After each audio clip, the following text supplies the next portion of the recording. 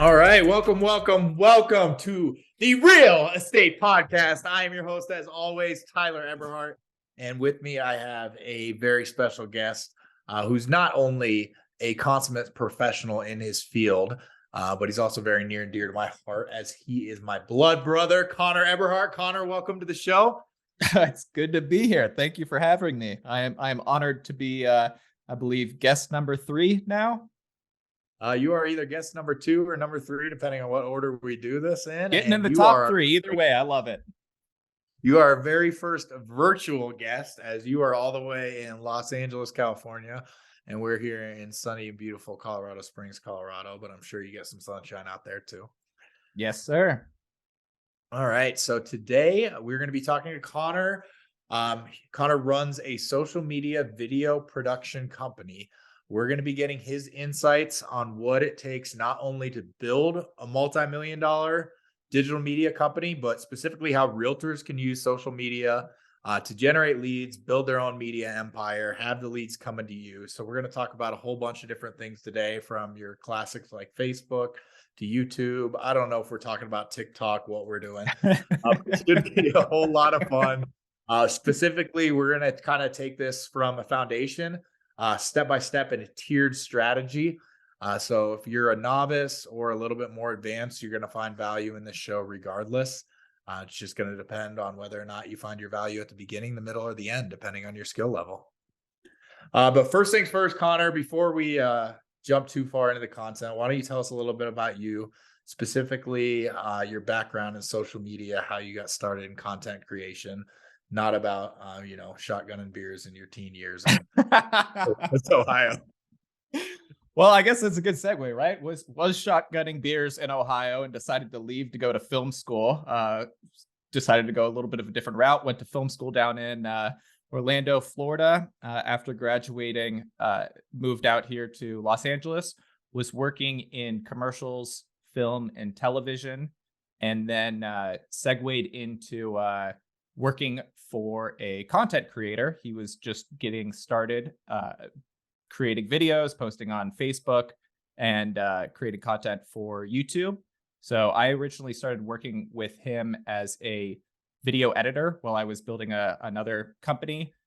He ended up taking off. His videos started doing really, really well. We were early on Facebook when Facebook first started Facebook launch, so it was a really good time for us. And then from that, went off into Instagram, and then saw the rise of TikTok and YouTube, but grew from being just a video editor with him to now running the company over there. So we've done 10 billion views over the past 4 years. We have multiple channels, and I believe we're at 10 million plus subscribers across all platforms currently. So okay, so I mean, we're talking mega numbers. You're doing 2.5 billion views a year, more than the entire population of the earth has witnessed the kind of videos you guys are doing. yeah, and that just goes to tell you the reach, right? We are one production company, and that is the reach that we have had. We do have very general comedy-based content that's really easy for anybody to digest. It's optimized for each platform that we're on, but that just goes to show you how far your content can spread around the world. All right, so let's say, I'm a skeptic, I'm a pessimist, and I'm saying, oh, this guy says that they got in early on Facebook, that was their secret to success. Is that the main reason you guys were successful, or have you had to innovate and things like that over the years? What has gotten such a mega amount of success for your company? Sure. And that's a valid point. I think it's just understanding the psychology and really optimizing for what you are making. So I'll give you another example. After we were doing really well on Facebook and YouTube, after we had crossed about 10 million subscribers on YouTube, we were trying to understand the user psychology of vertical content. So you have your different platforms. Facebook, when someone is interacting with content on Facebook, they're scrolling down through their news feed. So you need to have something visually engaging in your video or in your content that will stop the scroll. On YouTube, it's a different game because they have to click. So it's a very intentional watch that you're getting on YouTube, where someone sees a title and a thumbnail. You have to hook them in that way, and then they'll click on it. And then once TikTok really started popping off, and then Instagram started doing reels, I really wanted to understand the psychology of those. So I challenged myself to create a TikTok account, and my goal was to do 1 million subscribers, or I'm sorry, 1 million likes within 10 posts. Ended up doing 2.2 million, and this was well after TikTok was established. So I think that just goes to show that if you understand the game and you understand user psychology and you play by the rules that everybody's talking about and sharing, that it's really hard not to see some level of success. Awesome.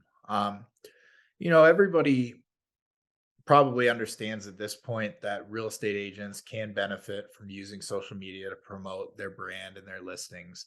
As far as the type of content that they should be posting, or maybe if you could give them 3 steps in order to really get started. If I'm a brand new agent, I don't know what I'm supposed to post. Am I posting motivational quotes? Am I posting myself at an open house? How am I getting clients? And how am I building my audience? What are a few steps that I should take? Sure. So I think it comes with being intentional and understanding psychology, right? That we're talking about. So I think what I see from some people on Instagram can be, the base level of like, I'm out here doing these things. I'm at this open house. I'm creating posts on Instagram to share with my friends and family. And at a very, very base level, I guess that's good to remind your sphere of influence, your existing sphere of influence of, I'm out here, I'm doing these things. And then if, you know, Kyle, Jim, Joe, Bob wants to buy a home, they're like, oh, Tyler's been posting on Instagram. I know that he's, a good person. I'll reach out to them. I think that's the very, very base level, right? You're targeting your existing group and you're just reminding them over and over again of like, this is what I'm doing. That being said, I'm curious and I have a question for you. I know that you post about, what you're doing in the real estate space. So how much have success have you seen from people that people already follow you, or people that you already know that have seen what you do and reach out to you through that? So this is one of the big areas of growth for our company so far that we're working on in 2023. My success primarily has been as an independent agent where I have a good database of people and I talk about different things that I'm learning as I go along, or I show my success where I'm like, hey, I listed this house, sold it for a neighborhood record. Come list with me. I'm an expert. Or take Facebook lives, get engagement from people. And then I get a lot of the direct messages and things like that. But now that we have the company, we're trying to grow more as a brand and as a whole. So we're trying to remove myself from it. I actually deleted all my social media accounts at the beginning of the year. And our Nice. marketing department is in charge of some of this. And I'm doing things like recording our podcasts, doing videos to new listings and things like that. So we're trying to kind of go to a different space where it's not Tyler at Springs Realty. Hence the podcast and all these big moves. All right. So to take a step back before we get into like what a company can do and what a bigger social media production kind of looks like, again, base level, reach out to your existing sphere of influence and remind them constantly of like, hey, this is what I'm doing.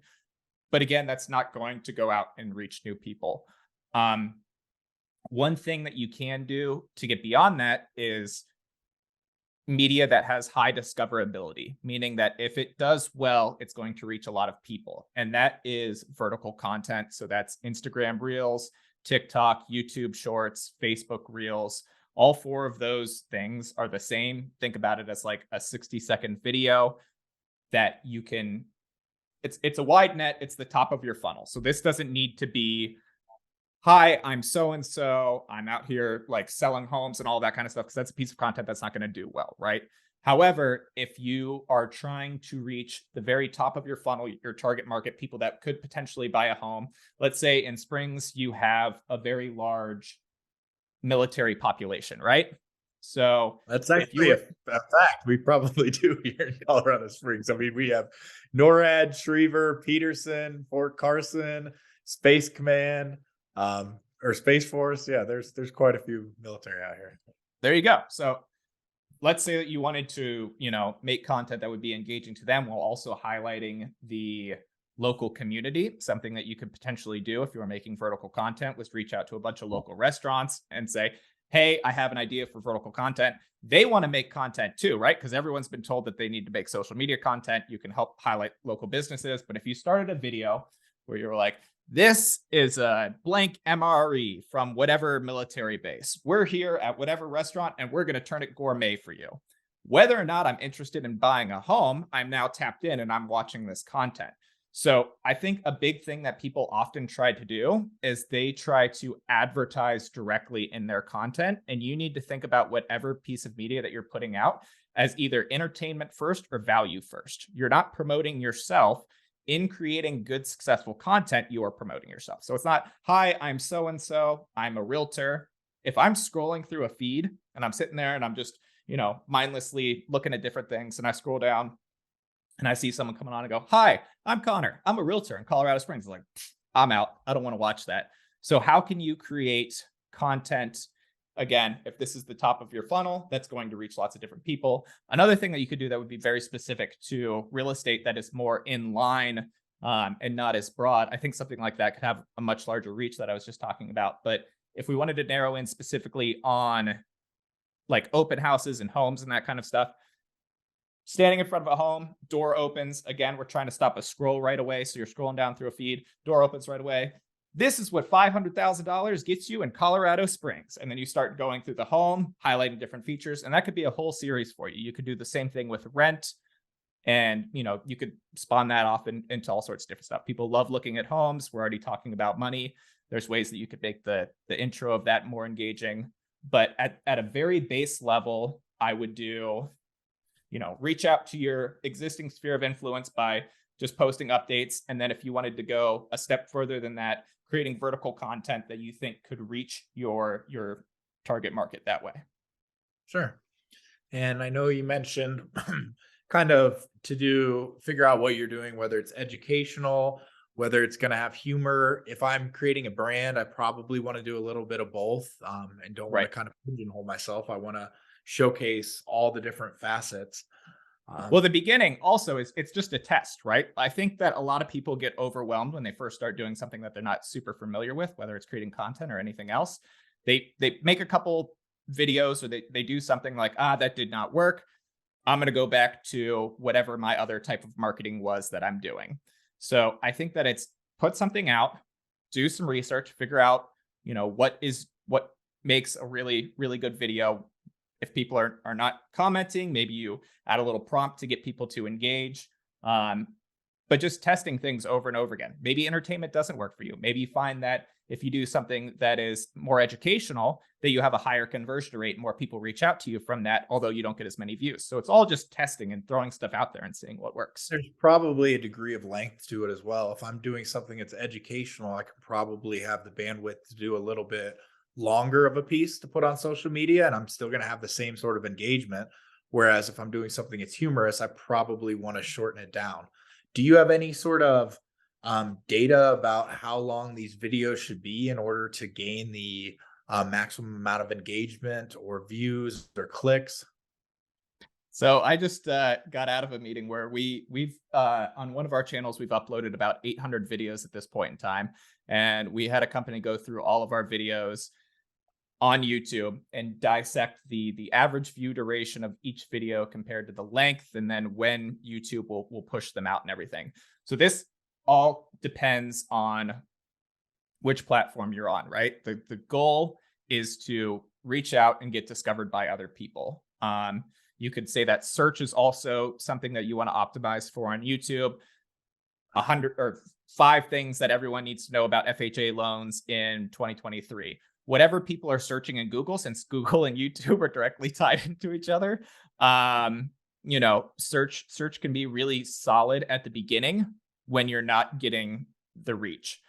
So I'm going to break this up a little bit. So if you want to have a successful piece of content, just think about what the platform that you are publishing on, what they want from a good piece of content. So on TikTok, Instagram, Facebook Reels, YouTube Shorts, they want someone to stop scrolling, watch the whole video, potentially watch it twice, and they want someone to engage or share. A big thing with Facebook and with TikTok is that you can tag people or share it with people. So that's the superpower of those two platforms, right? So if you make a really engaging piece of content that people want to share with each other on TikTok, and someone stops scrolling, watches all the way through the end, and shares it with somebody else, it doesn't matter if the video is 30 seconds long, if it's 60 seconds long, if it's, 2 minutes long. As long as you're hitting that criteria, now you have triggered the algorithm to be like, this is a successful piece of content. So on YouTube, if you're trying to get the video to have a lot of reach, you need someone to click on the thumbnail and title. So you need good packaging for it. Again, the FHA positioning would be a really good one. What are people searching for that are looking to buy or sell a home?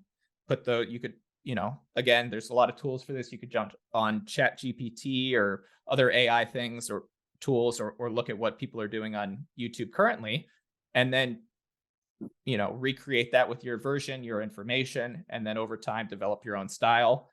But on YouTube, a successful video, you want someone, again, to watch as much as possible, and click on the video and watch as much as possible. We find that, if you look at our growth chart of our videos, it's like, we're going to say that down here, our x-axis is view duration. So this would be 100%, this would be 0%.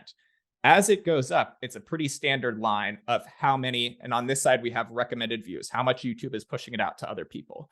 So the longer people watch, the more YouTube is pushing out the video to other people, right? And it's a pretty standard line. However, when you get to about 70%, that's when we start noticing the viral videos where, it's way off the trend line, it's going up. A lot of, videos are still on the trend line. However, at that point in time, YouTube has triggered that, hey, there's probably something viral here. This is a really solid piece of content. So you should have your baseline of, trying to get people in through the video as far as possible. And then most pieces of content will stay on the trend line. And then at that point in time, you'll have some go viral. Okay. So if I'm trying to trend, I know you mentioned some different strategies, making it more search friendly terms, things like that. For my vertical content, am I trying to jump onto catchy trends like songs that are trending and things like that? Or am I trying to make content that's going to kind of last the test of time? It depends. There's a ton of different ways to do it. I remember the episode that you just did, episode 1, where you guys were talking about the skateboarder realtor. That's this person's niche. Like they just started doing that thing. It worked for them and they kept on doing it. So I would say a lot of people try to jump into trends and it just feels like forced or weird. It doesn't feel original. The more that you can put yourself into the type of content that you're making, or make it more original and more towards something that you want to make, as opposed to just recreating a dance, unless you're going to do it in a creative way, I would lean more into originality, for sure. Okay. I like that. So if I'm trying to figure this out, a lot of realtors are very, very creative. That seems to not be an area that's lacking. But if I'm trying to get my creative juices flowing, a couple questions I'm going to ask you simultaneously here. Number one is, you dropped a term called Chat GPT that people don't understand. So I want you to kind of talk a little bit more about what that is. And then number two, I know real estate isn't exactly the niche of content that you do, but if I'm trying to go to all Pablo Picasso on it, and great artists steal, what is it? Average artists imitate, great artists steal. Who are some people who I can Exactly. take inspiration from and take some nuggets from to create some of my own content, so I don't sound like a rookie or a novice real estate agent, and can paint myself as a professional, and kind of make people excited about my content? Totally. So as far as the second question goes, I think there's lots of examples of people who are doing really well. And before I move on to this, I know a lot of this can sound really overwhelming, and I would just break it up into, again, steps. So step one, if you're just starting out, just start posting on Instagram, YouTube, open houses, different things. Hey, this is what I'm doing. After that, explore with some vertical content.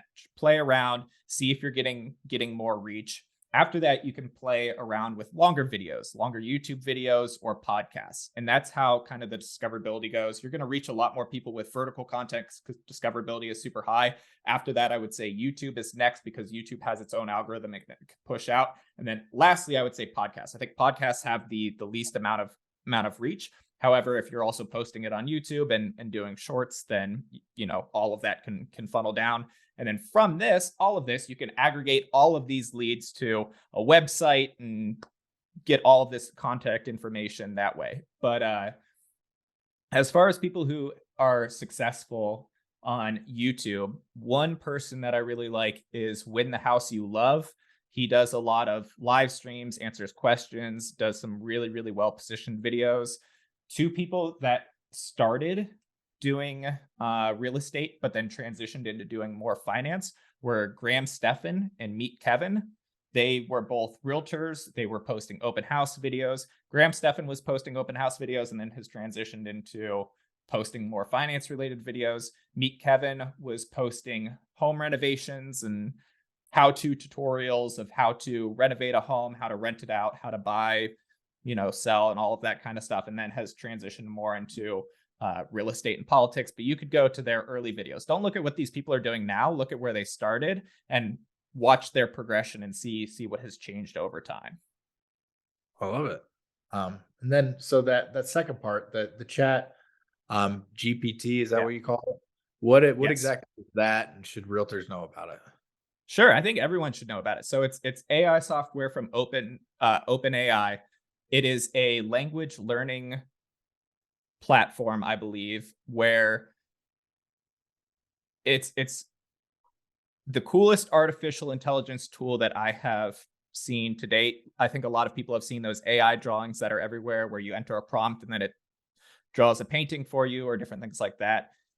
This takes all of this to an entirely new level. I've used it for assistance in writing scripts. I've used it to help come up with ideas for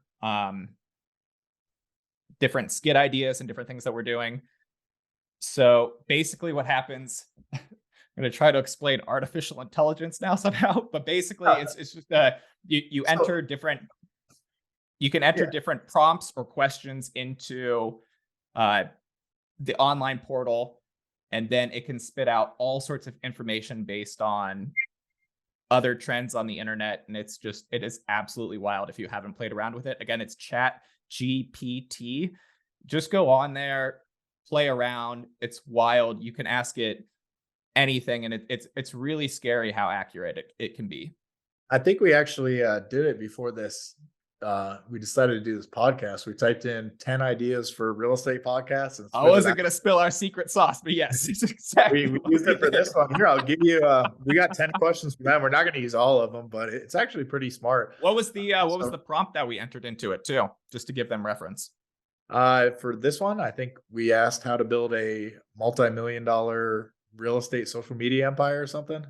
Yeah, it was what are 10 questions that we can ask on a real estate podcast about social media and how it applies to realtors. And All right, so we're gonna ask next question number 5. How can real estate agents measure the success of their social media efforts and track their progress? And before you answer, Connor, I've seen all sorts of different stuff going on. I've seen realtors with Facebook stories that are all facets of their day, everything from how many oats they're putting into their protein shake to drive-in and the current state of the market. And the stories just go forever. And I'm like, who watches this? Like, is this person thinks that their life is this entertaining that somebody wants to listen to everything they say all day, every day, and watch their entire day? And then there's other agents who their consistency is on the other end of the spectrum. They start a website, they write 5 blogs in 3 days, and then they never write another one again. So like, what kind of engagement, I guess, how consistent do I need to be to get the kind of engagement I want, where I'm not just overdoing it and killing these people and losing their interest, but I'm also not burning out real quick and forgetting about them, and my audience falls off and forgets about me? Totally. So I think this comes back to your goals and just, again, being very intentional with what you're doing. One thing that you said in your first podcast was about spinning plates, where if you try to spin too many plates, things are going to fall and break, and you can only do so much at one point in time. Did I massacre that Sure. statement completely? Oh, it sounds good enough for me. It's late. Yes. We're filming Yeah. on a So Friday. what I would say is, if you are just posting to your existing sphere of influence and you're just posting, hey, I'm out here on this open house, this is what we're doing, here's some of the things that I'm trying to deal with in the current market, really showing people that you are an expert at your craft, then you can post as much as, or I don't think that you need to post as often, because you're just posting reminders at that point in time. Yeah. So basically, I'm a brand new agent. I'm trying to tier this. We've kind of established what I need to start to do to build an audience, create myself. Let's say I'm trying to level this up from the next. I've, got consistent with my stories. I'm posting on Facebook, Instagram. Maybe I'm getting a little bit creative and doing things like Alignable or LinkedIn, some off the wall stuff. YouTube, definitely underrated. But I'm trying to scale this. Maybe I'm trying to build a Facebook community page where I'm going to use this as a lead funnel for leads to come into me. I'm trying to use Facebook as a lead generation, or social media as a lead generation source. What are my next steps now that I've built my audience and I'm growing it? Cool. So whether it's a Facebook group or anything, again, I strongly believe that it has to be value first. So if you're going to create a Facebook group, why are people joining your Facebook group? Are you creating a Facebook group about rentals or subleases in Colorado Springs? Are you creating a group about DIY home repairs in Colorado Springs? Are you creating, like, how are you reaching these people? So Real whether quick, real quick, sorry to interrupt you, but I think we discussed this when we were talking about the podcast too, is what is your message? So I think what you're saying is a very important point right here that people need to kind of process and understand a little bit more. If I'm creating a Facebook page about DIY home repairs, I want to stay on point and not go everywhere. Like, for example, you're not watching Fear Factor with Joe Rogan to learn about how to make a chia pet or build a garden in your backyard. You got to stay on point, stay on brand, make it consistent every single time. Yes, no matter what you do, you should. And this isn't to say you can't have any variation. And there's different ways that you can do this, whether it's, you know, testing on vertical content, right? Like we said, like you can test different things on TikTok, and if it doesn't do well, it's not going to ruin your image or anything like that. It just won't get pushed out very much. But if it's going to be, whether it's a Facebook group, whether it's a YouTube channel, whether it's a series that you're doing on TikTok, or a series of blog posts that you're doing, people are coming to you for one very specific thing, whatever you've decided to niche down on. As soon as you decide that you're going to do a musical episode, people are like, this isn't why I watch The Simpsons. This isn't why I'm here. I don't subscribe and watch, you know, whoever on YouTube. Let's say it's a real estate agent, and then they start doing family vlogs. I'm like, I'm out. This is not why I'm here. I'm here to get information from you, to learn and to grow, because that's what how this has been established. As soon as that changes, you can, I think it can be detrimental. Also, on top of that, people know when you're advertising to them. So when you're making content, again, value first, entertainment first. Marketing is always a second thing. And however you decide to move forward with narrowing down your funnel. So let's say at the top, you've got TikTok. After that, you have either a podcast or you have a YouTube channel. And then after that, you have a website where people can come to. And it's like, hey, you've been supporting me on YouTube. I'll actually knock a percent off all of my commissions for any of my subscribers on YouTube, or whatever you want to do. Or, hey, I'm, also, I have agents all over the United States. So if you want to come reach out to me, I will get you in touch with a really, really reputable person. So if I don't have an into the real estate industry whatsoever, and I've been watching your content for 2 years, when I'm ready to move forward, I'm going to go to your portal because I trust you and you've been providing me lots of information. So on the contrary to that, though, is if I'm, scrolling through TikTok or I'm watching videos and the whole thing just feels like an ad or a commercial, I don't trust you because it just feels very salesy. So again, value first content. Just everything that you put out, you should think about it succeeding in whatever medium that you're putting it on. And then the fact that you're behind it is kind of the promotion that goes along with it. So whether you're highlighting local businesses, like we were talking about at the beginning with military MREs, and you're just wearing a shirt that says real estate agent or anything as basic as that, I think that that's the angle to go. And then from that, you're hoping that people go to your longer form content. And then one thing that we haven't talked about whatsoever on this is that if let's say that you're making some TikTok videos and that's going well for you, and then you decide to jump over and start making longer form videos on YouTube. You're making videos for, let's say, a year, and now you start to get some traction and it starts to go well. If you have a video that goes out and it's like a 1 million plus view video and it's over 8 minutes long and it's in the real estate space, now you're getting paid to advertise. You're getting paid really, really, really good money to advertise. So the two people that I talked about earlier, Graham Stephan and Meet Kevin, they make tens of millions of dollars just through their YouTube content that they're making every single year. So now we're talking about completely flipping the switch, and now you're not paying for leads. You're getting paid to generate leads that you can now, send to other people too. So I think that attention is the most important currency and the most valuable thing in the current market. And if you can, get people to watch you by providing value and education, understanding that this is more of a long-term play, I think that you're going to do a lot better than most people. So a lot of the people who are watching this, they're probably not Graham Stephan. They're probably not making tens of millions of dollars on their Sure. YouTube videos a year. If they were, they wouldn't need our advice. So Sure. let's kind of circle back on something that you touched on. Maybe a little bit of cross promotion where somebody visits the website, whether they found you on a Google search and you said, hey, if you like our YouTube page this summer, we're going to offer you a free home inspection and things like that. A lot of people who are on different platforms tend to gravitate towards them. There's not a lot of people, unless they're, super, super into social media, who are going to consistently be on Instagram, Facebook, YouTube, TikTok, all of them. Do I want to cross promote myself across my different platforms, or do I want to kind of advertise to the space I'm at? And additionally, do I want to be making different types of content for the different platforms, or do I want to use like a Hootsuite or whatever, the not 10 years ago version of that is, that's actually going to advertise to all the different places at once with the same piece of content?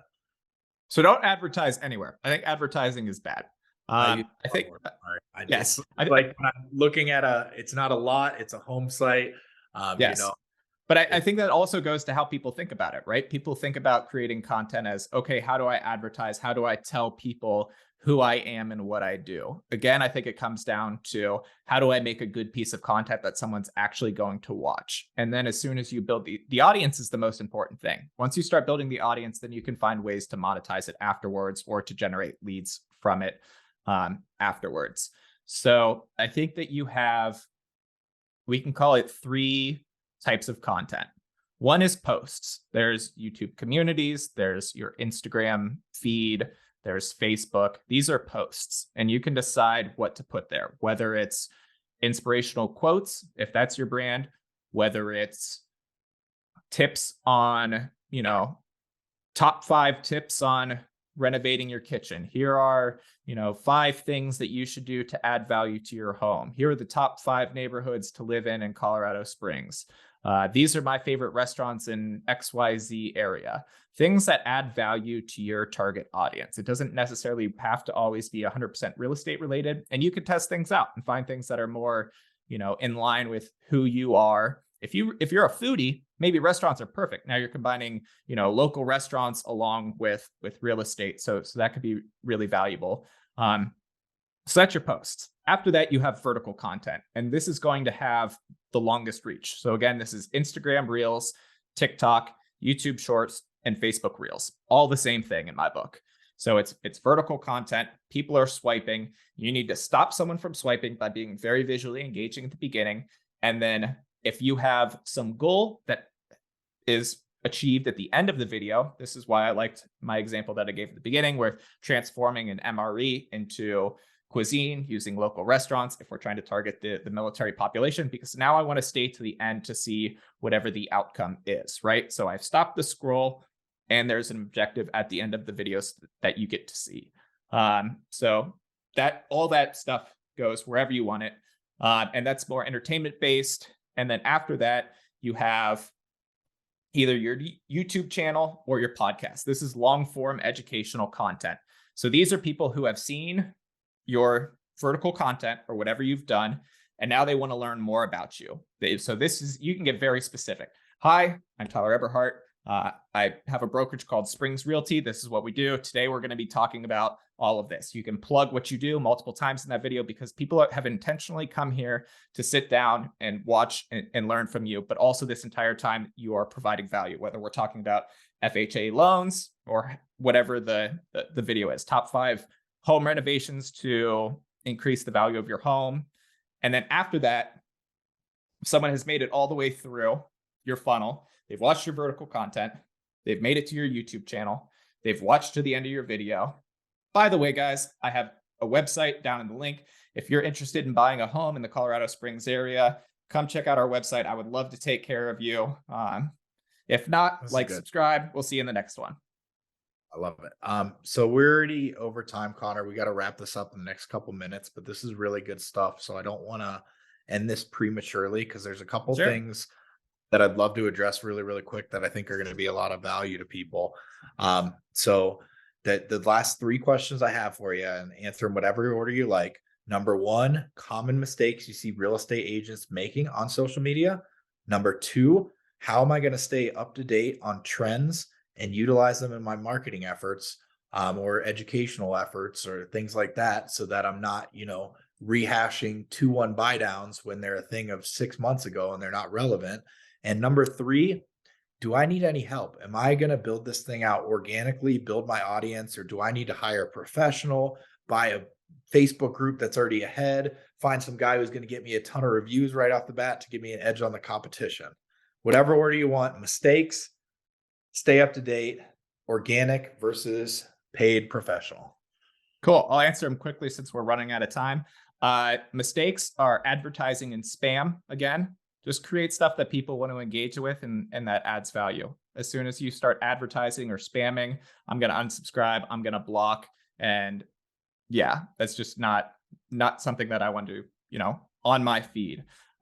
Second thing was trends. As far as trends go, I think that this just applies to being if we're talking about long form educational content, then the trends need to be around things that are happening in real estate, right? So this just becomes being a good, up-to-date, educated agent. When we're talking about FHA loans in 2023, or different things happening in the economy, this is what a 6% interest rate means to you buying a home. This is what increasing interest rates mean. This is what decreasing interest rates mean. So that's just, being a good educated agent or whatever profession that we're talking about, and staying up to date on that kind of stuff. As far as trends with music and different stuff like that, again, I wouldn't really worry about that unless you're going to be the kind of person who just recreates dances or different TikTok trends with your own spin on it.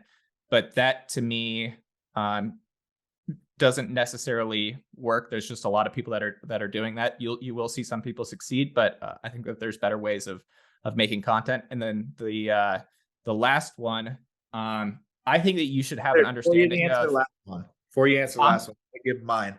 I'm going to go with not being authentic. I think a lot of people, when they start with social media, they have this idea that they need to put on this persona or this alter them. I think David Goggins talks about it, where he had this alter ego of, I forget whoever Goggins was or something like that, but he was had to be this person for a while. I think a lot of people, when they get on social media, they put on this fakeness or somebody who's not them, and it just kind of comes off as super, super cheesy.